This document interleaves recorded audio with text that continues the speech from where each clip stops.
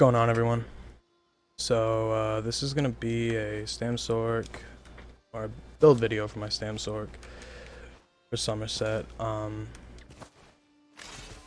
So it's been a while since I posted, but mainly I just really haven't been playing much ESO up until Somerset. Now I'm playing a lot again, but I really didn't want to make anything new until Somerset came out, just because of how much the meta was going to change. And it has pretty much, so much has changed. Jewelry crafting isn't all that I thought it would be, which mainly comes down to the fact that it's so expensive and like hard to come by for upgrading materials and stuff like that. But either way, I want to make this as quick as possible because this is kind of a lot to cover here. But pretty much this is a dual wield sword and board Stamsorc. Medium armor build. In the near future, I'll be making a heavy armor build too. I want to make a bunch of builds. Somerset. Play a bunch of different ways. It's gonna be a long update, but it's a dot build mainly. Focuses on dots, but some direct damage too. So yeah, I'll go over it real quick. Over the stats first. Stats are a little higher because I'm in a buff campaign, but weapon damage is almost 3,700. That should stay the same. The crit is a little higher. It's 51%. The crit on this build is like 42, something like 44% maybe. Resistances, back bar 2,200, front bar 1,900, 2,500 crit resist, 38k max stam, 1,600 recovery. Now the health should be at 23k. I'm running this build with 22k right now. My health is a little buffed in this campaign, but 23k would be best case scenario, and that would probably drop your stam down a little bit if you put another health glyph on the armor. But 23k is probably a good place to be at in Somerset. I mean, 25k would be like the best case scenario, but that's just not this build. Slodes is tough to deal with. Zon, Slodes, Durox, like builds like that are just can't avoid them in PvP. At least you can avoid them in duels. So go over the skills first. Running Steel Tornado as the execute. Does good damage, and it is a solid execute. Can't be dodge rolled, so reverse slice, problems you have executing somebody, that's not going to happen with Steel Tornado. The biggest mistake somebody can make with Steel Tornado is getting into execute range and trying to dodge roll when they're in execute range. That will just get you killed by Steel Tornado, but instead, if you block, heal, or stun and heal, you might still live. So it's a really good ability in my opinion. Crit Surge is 100% necessary for this build. It's major brutality and really solid heals. Vigor, let's see here. Vigor's got a nice tooltip on this build. It's definitely necessary. Now Rending Slashes is 100% necessary as well. This is a slow and does a lot of bleed damage, and this is primarily a dot build. Bound Armaments. Now this isn't 100% necessary, but I like it. It got changed this update, so while slotted, your max stam is now increased by 8%, and light attack damage is increased by 11%. Light attack damage, whatever, it's alright. And when you activate this ability now, it increases your block mitigation by 20% for 3 seconds. So I think that means it increases the amount of damage you can block. I'm not really sure about block mitigation. I'm pretty sure it means increases the amount of damage you can block. I don't know why they would word it like that though. That's the only thing that makes me wonder. But it's a really solid ability. If it lasted longer, it would be awesome, but even the 3 seconds is cool. But either way, we're not using it for that. We're using it for the 11% stam. And now you don't have to cast it to buff with it. You can just leave it there, swap to your back bar. You lose the stam, but when you go back to your front bar, which is the damage bar, you gain the stam back. I don't want to make a max stam build. Try to hit 50k soon. I don't know if I'll be able to, but I'm going to try it out in the near future. Dawnbreaker of Smiting is the ultimate. For the back bar, we have Dark Deal, Hurricane, Reverb, Defensive Posture, Shuffle, and Overload. So defensive posture, right now in this meta, Sorks are like, just, I don't even have words for it. I don't think Sorks have ever been this difficult to deal with. Like, they've always been strong, but a Mag Sork can literally one-shot me on this back bar with these stats. It can literally one-shot me by throwing a curse on me, then waiting a couple seconds, dropping their Rune Prison down, throwing the Execute on me, and hitting me with a frag. And if they're a good Mag Sork, you know, it happens really fast, it happens in a split second, and it will just destroy you. You can't block the Rune Prison, you can't do anything to combat it. The only thing you can do is stun them, like, unless you want to use an immovable in duels, but open world, it's, yeah, immovables would help. But the only thing you can do is stun them, like, right before, so they can't hit you with a frag in time. Because Rune Prison, like, you can see them cast it, you can see them do the animation, and if you're close to them, you know it's coming, you just stun them real quick before it drops down on you.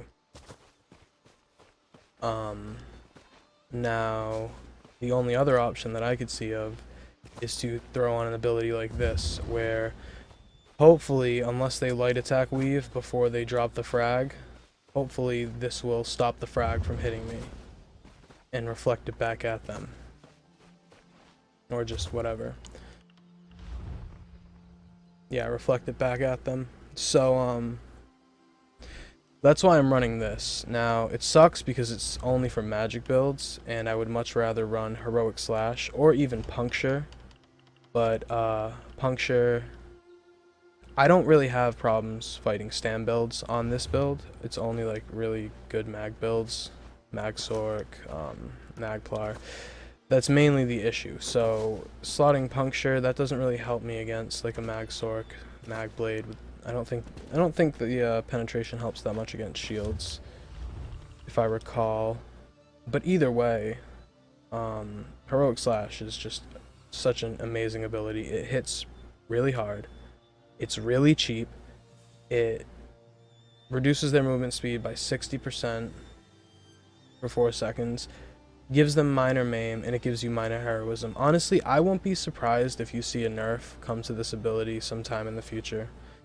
It shouldn't be nerfed, because it's the best ability Sword and Board has besides Reverb, but it's just such a good ability. I mean, a surprise attack tooltips for, like, what?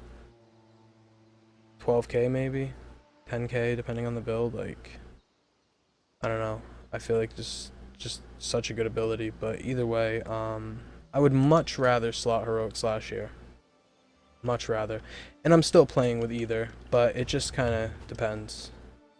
Like, open world, using line of sight to my advantage, I might just stick with Heroic Slash.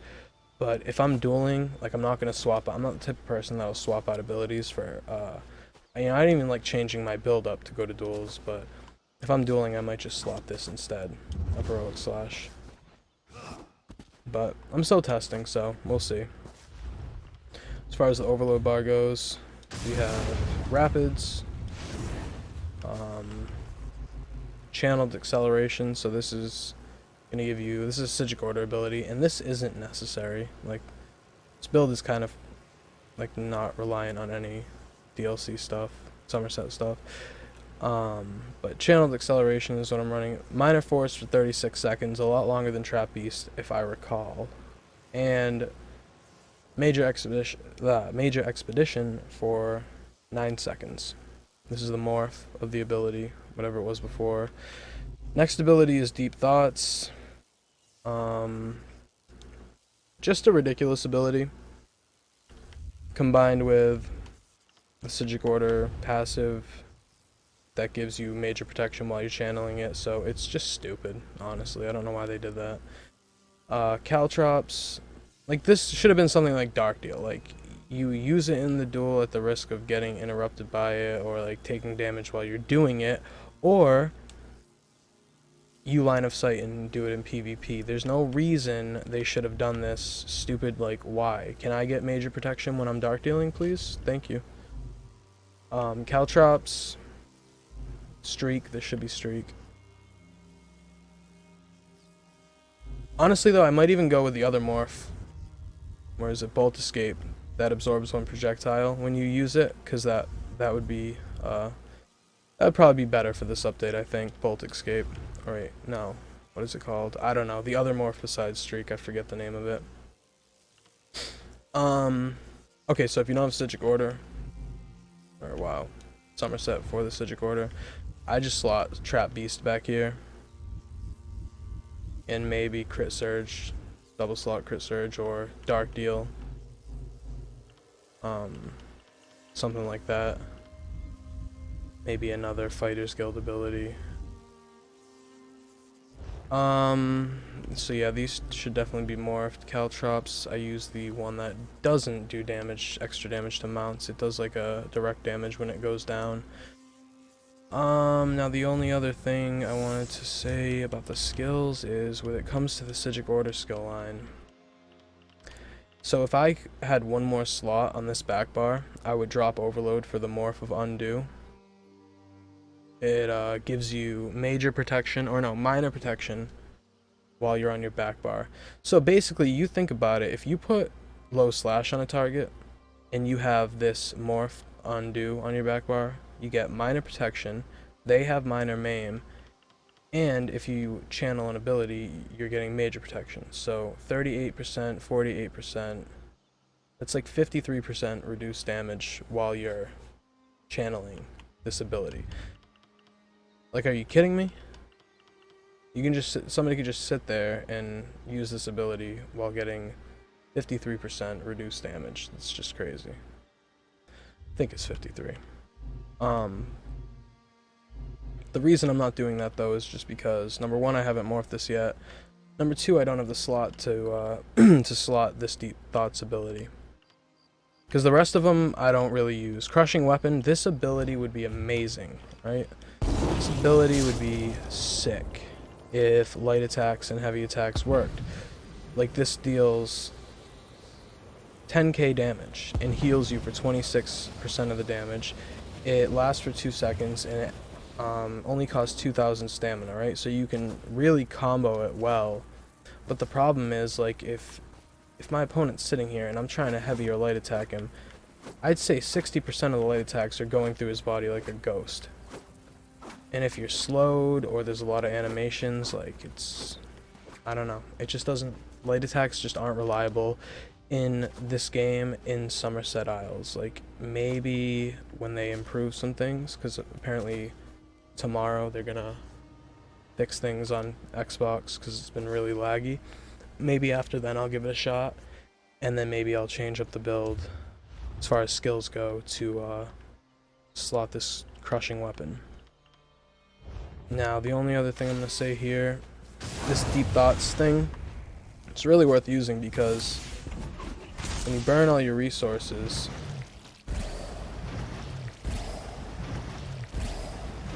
burn everything, streaking around, rolling around, trying to get out of combat, or just save your life. You get behind a tree and you just channel it for like 3 seconds. And then, like, once you have a decent amount, you get your magic back really quick, and then 2 dark deals, and you're right back, ready to go.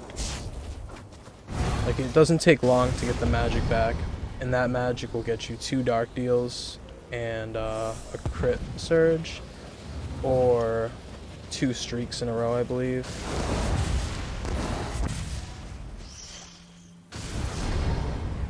So this ability is, you can just streak right out of it, keep using it. This ability is very helpful for an overload bar. Okay, so now I'm going to quickly go over the sets. So one of the main parts of this build is the Master's Daggers. Running, should be both gold, but I'm running a Nirnhoned and an infused one. As far as the glyphs go, at weapon damage glyph on one, and disease damage or oblivion damage on the other, maybe, or like reduce the enemy's weapon damage, something like that. Crusher even. As for the next set, I'm running Bone Pirates. I did try hulking here, and like I said earlier, I want to make a max stand build, but hulking, the recovery is just more worth it to me on Bone Pirates, especially for this particular build. I mean, but you could slot like hulking here if you didn't have, like, there's ways around it. Like if you don't have Bone Pirate, you could go with hulking, or use the next set for jewelry and go with another set. Next set here is Viper. So this is easy to get, Fungal Grotto 1, right? It's a very easy dungeon. Farm it on normal. This set, people think it's kind of dead, but for a dot build, it's been working very well. This is why my crit is so high. Not as high as like it said, but it's why it's like up to 42-44%. Crit stam crit, and when you deal melee damage, put an 8k poison damage dot on the enemy for 4 seconds. So how I'm doing this is back bar, Viper sword and board with damage health poisons, and 3 on the body. I got infused legs with health. I should probably have 1 more health glyph on the chest, and ideally you want to go 5 impen, 2 infused, or I'm sorry, ideally you want to go between 5 and 6 impen. I think on a Stam Stork, like that's my safe spot, is 5 to 6 impen. 5 at the minimum, 6 at the most. Sometimes I'll go full impen if I have it, like the sets in impen. Not just gonna trait change stuff, because then if I need to switch up another build, maybe I end up needing the legs, and then I only have infused legs. So just depends, but ideally, if you can, 2 infused would probably work pretty good on this build, but at least 1. And I think 2 health glyphs. You definitely want a little more health in Somerset, like 23k at minimum, I would think, but I'm using 22k right now and I'm doing alright. So the alternatives here, obviously with the Master Daggers, you could, if you don't have those, you go with Maelstrom Daggers, or Axes, and then you would want to like slot Bloodthirst somehow, take off. It probably would be worth it at that point to take off Bound Armor and slot Bloodthirst in its place, or Flurry, because with the Maelstrom Daggers, it's going to improve your next damage over time ability, which means it's going to make this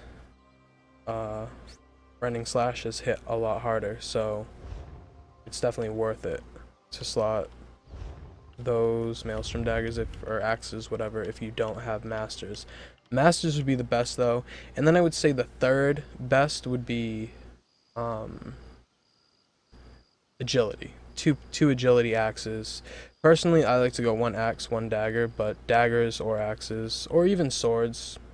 I mean, swords will just increase your damage done overall, so it's not like they're bad. Maces, I would probably say, are not useful on this particular build, but and then the fourth choice. So Master's Daggers, Maelstrom weapons, 2 agility, because it gives you 1400 stamina, which equals 140 weapon damage. But if that all fails, then you would want to go with 2 Shacklebreaker weapons, because that will give you weapon and spell damage. Spell damage doesn't matter, but the 2-piece is weapon and spell damage, I believe.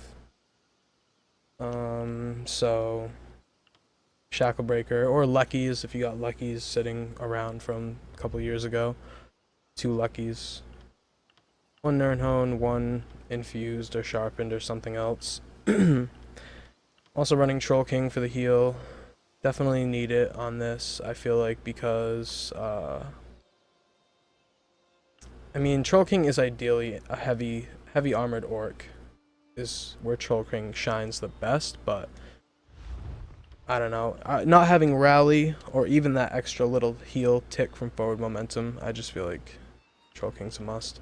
And I've kind of gotten stuck to Troll King on my Stam Stork. I don't really run it on anything else at this point, but kind of gotten it stuck on my Stam Stork.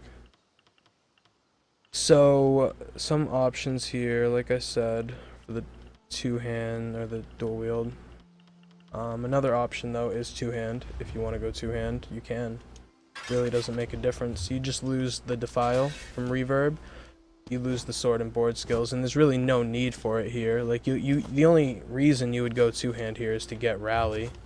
But now in Somerset, now that this counts as two weapons, you get the 5-piece bonus still. But like, what are you gonna gain from two-hand? Crit charge, okay. Cleave, not a bad idea. That'd be good on this type of dot build. Rally, for sure. Rally would be the best case scenario. Or even forward momentum, since shuffle sucks. So it's possible, but to me, it's just not worth it. Hell, I mean, you could even go like with a main damage 2H build with rending on the back bar, but that makes this a completely different build. So I'm not gonna get into that. But and then as far as sets go, there's a couple ways you can go here. So you don't want to run Viper, fine. You want to run Slodes. Slodes is the new thing. It's pretty cancer. I hate it. I hope they remove it.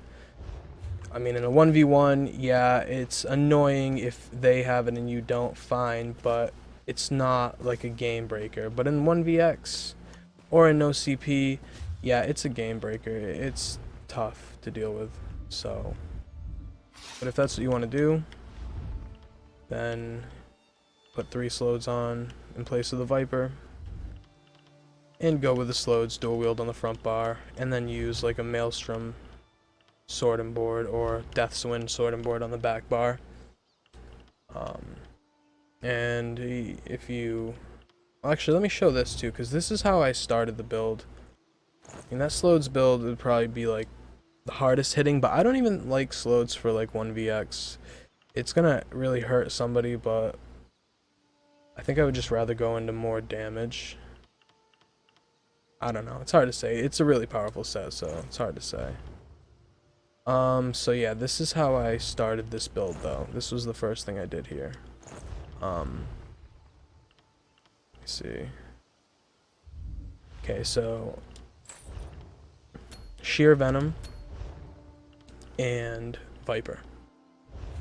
So basically, same build, just Sheer Venom instead of Bone Pirates. Now you're gonna lose a lot of stam.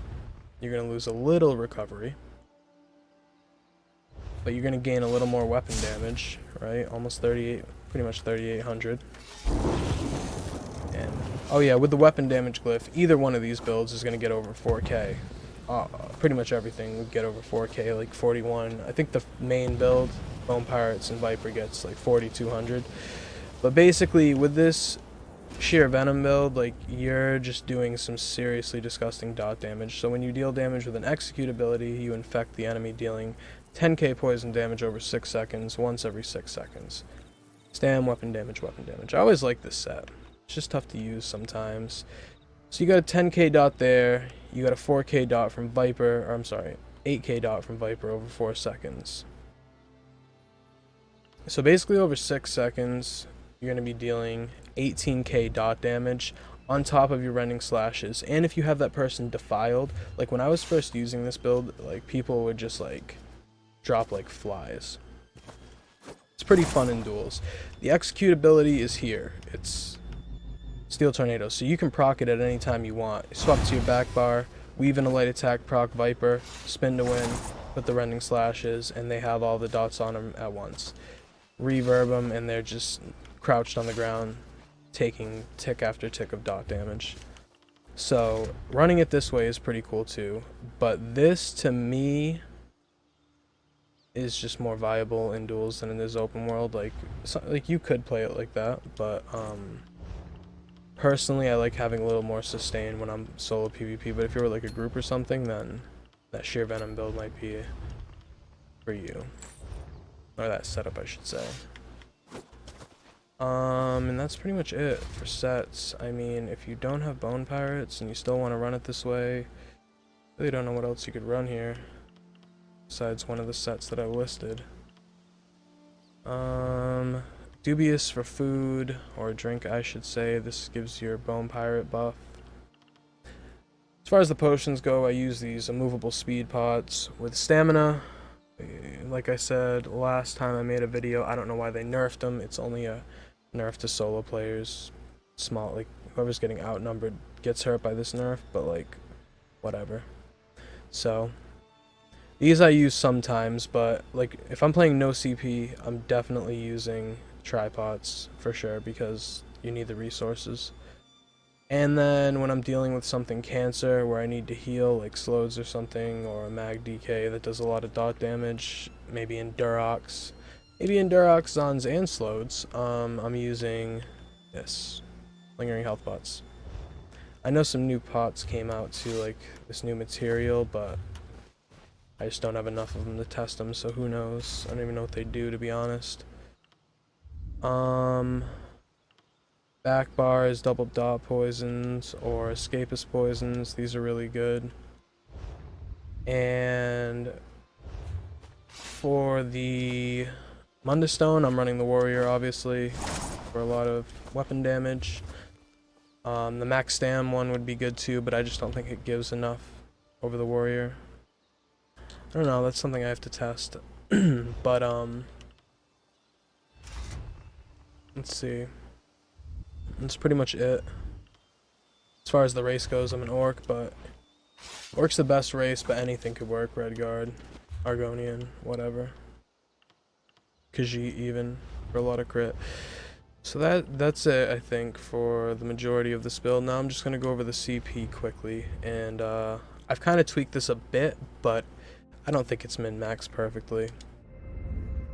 But either way, 48 Warlord, 37 Tenacity, 43 Mooncalf,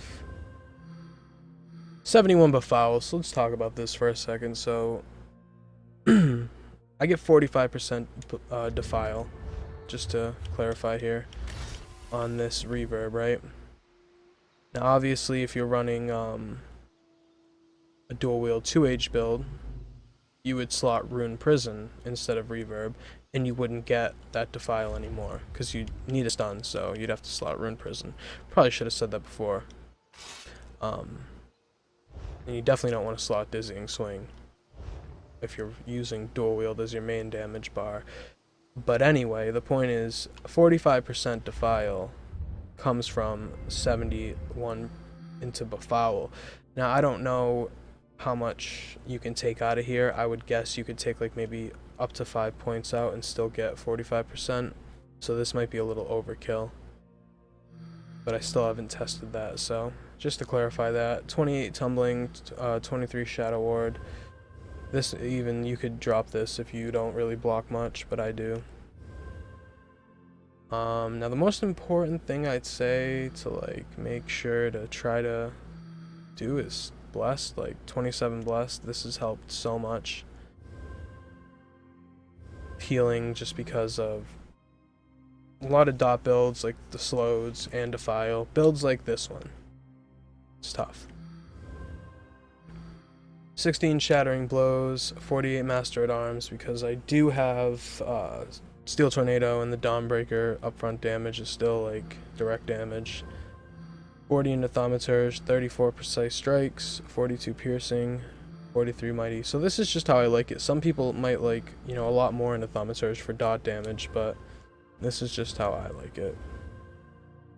52 Ironclad, 37 Resistant, 48 Thick-Skinned, 43 Hardy, 43 Ellie, and 27 into Quick Recovery for even more healing. So it's like 14% between Blessed and Quick Recovery, and it helps tremendously. It really does. It's like night and day. It's completely different having that and like not having it.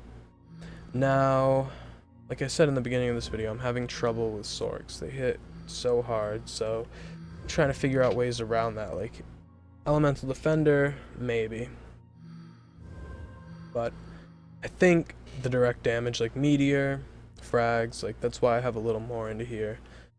And as long as my crit stays, like I have a 37 in there, as long as it stays at 2500 at the most and 2200 at the least, I'd say it's good. For me anyway. Other than that, I'm just gonna put in a clip, I guess, of last night, PvPing on this build a bit, and I think that's it. So, hope you enjoy it if you run it, and if you have questions, post them and I'll answer them, and thanks for watching.